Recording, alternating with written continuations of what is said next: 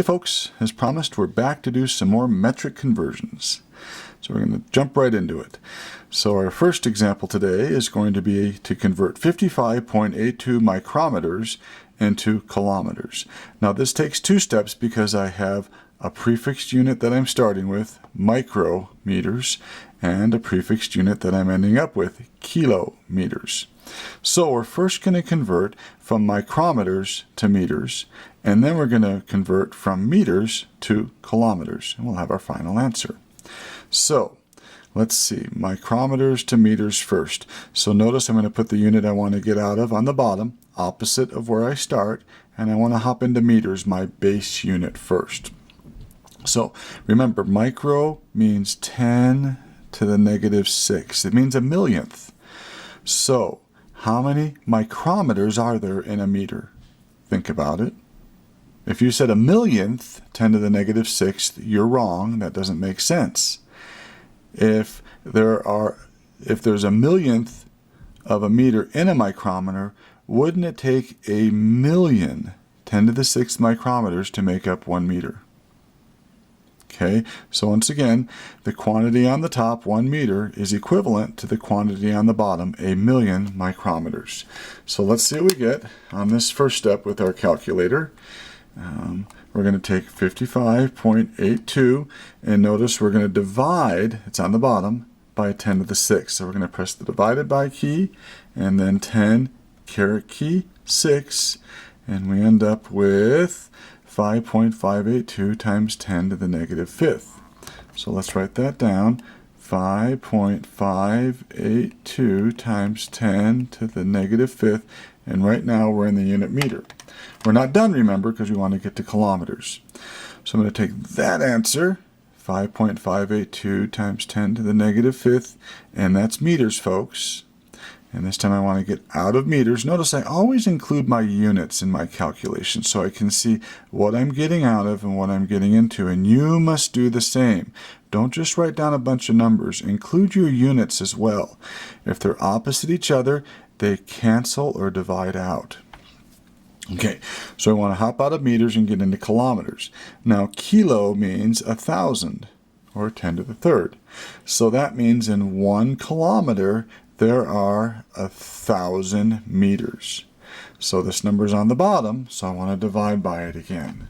So I still have my previous answer in there. I'm just going to press divided by 10, caret key, 3, and we end up with 5.582 times 10 to the negative 8th. And that's our final answer. 5.582 times 10 to the negative 8th kilometers are the same as 55.82 micrometers. That should make sense because isn't a micrometer really, really tiny? So the length of that in kilometers would be really, really small. And 10 to the negative 8th, of course, is a really, really small number. Now, here's a faster way to do the same thing. Instead of doing it in 2 separate steps and having 2 separate calculations, we're just going to do it with 1 calculation. So we'll throw our conversion factors in here. Remember, there are 1,000,000 micrometers in a meter, and there are 1,000 meters in a kilometer. So we'll take this and we'll divide by 10 to the 6th. We won't press enter. We'll then press divided by 10 to the 3rd, and then we'll press enter. Watch, this is how we do it. 55.82 divided by 10, caret key 6, and divided again by 10, caret key 3. So we should get the same answer. We sure do. 5.582 times 10 to the negative 8th. Alrighty? So once again, when you folks do these at home, make sure you include your units, not just a bunch of numbers. You can see how micrometers cancel, and you can see how meters cancel, and I'm left with kilometers, which is what I'm after. Always include your units in your setups. Now, off to the side of the page, I gave you a little bit of help. Remember a moment ago I asked how many micrometers were in a meter? Well, let's take a look right here. I did it with grams here. I said there's 1,000,000 micrograms in a gram. The same would be true for meters, 1,000,000 micrometers in a meter. And remember a moment ago we said there are 1,000 meters in a kilometer? Well, let's take a look right here. I did it with grams. There's 1,000 grams in a kilogram. It'd be the same as saying there's 1,000 meters in a kilometer. Okay? All right, let's try another one.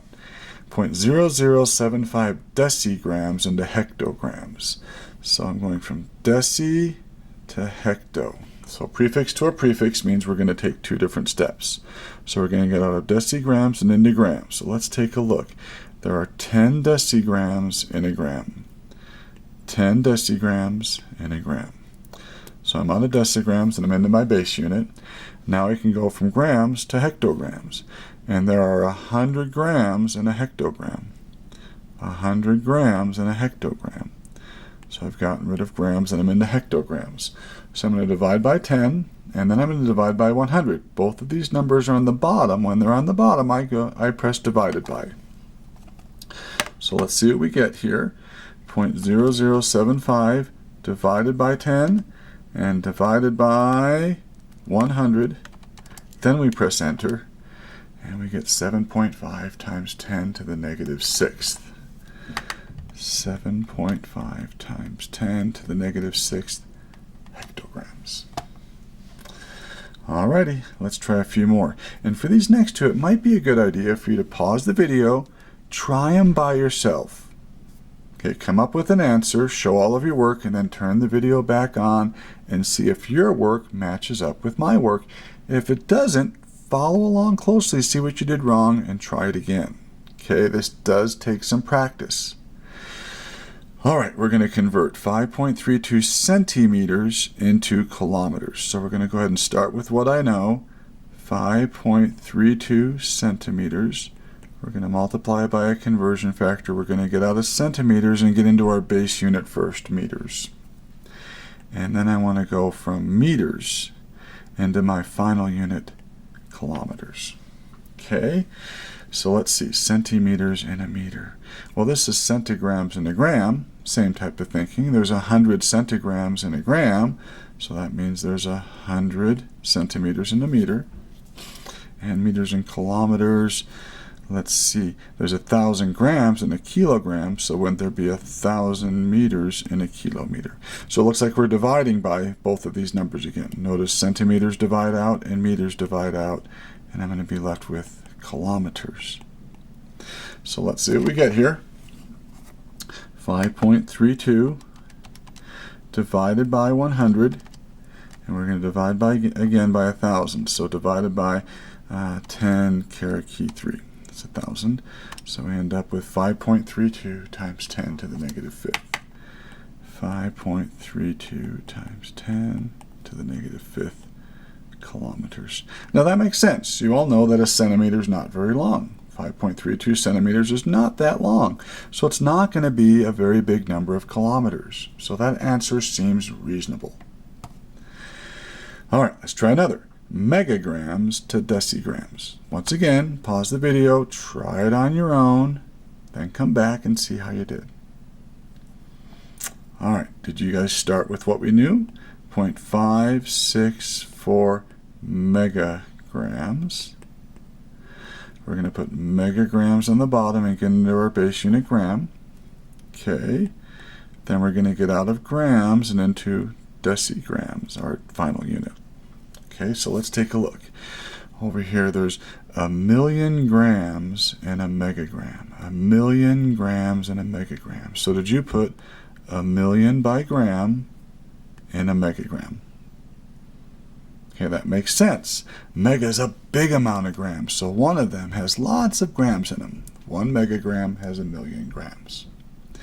All right, so we're out of megagrams now, and we're in grams. We want to get out of that and into decigrams. So let's take a look up here. There are 10 decigrams in a gram. 10 decigrams in a gram. 10 decigrams in a gram. So grams cancel out, and I will be in decigrams. So it looks like we're going to multiply by 1,000,000, and then we're going to multiply by 10. They're both on top, so we're going to press multiply by this time. So 0.564 times 10 caret key 6 times 10. And we end up with let's see, 5.64 times 10 to the 6th it looks like. 5.64 times 10 to the 6th. Let me count my decimal places, see if I did it right.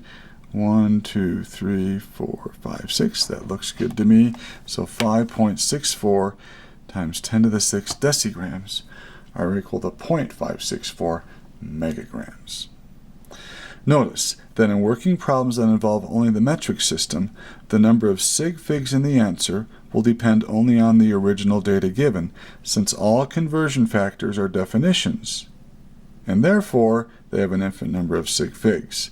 So when I'm within the metric system, all these conversion factors that I used have infinity sig figs. So the sig figs in my final answer are dependent upon the sig figs in my the initial part of my question. All right, when we come back, folks, we're going to convert from the English system to the metric system and the other way around. So that will require a few more conversion factors, and we'll get to that shortly. So practice these. We'll have the opportunity to do that on an assignment in class. Watch this video again if you need to. Don't give up on this, kiddos. And I think I posted another practice video for this as well. So use that to help. All right? Talk to you later. Bye-bye.